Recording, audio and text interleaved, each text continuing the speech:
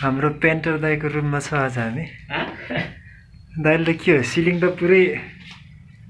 कम्प्युटरले बनाएको जस्तो छ हो दाइ सिलिङ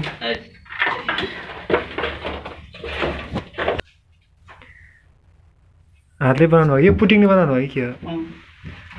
दामी छ दाइ बवाल छ दाइ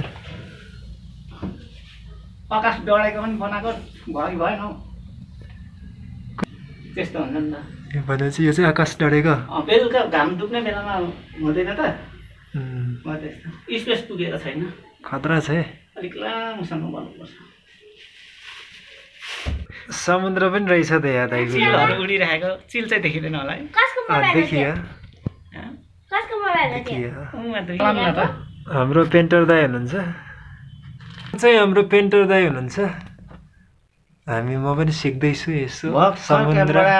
गलेर होइन हामी यहाँ थकान भइरहेको छौँ समुद्र यो त माथिको सिलिङ भित्ताको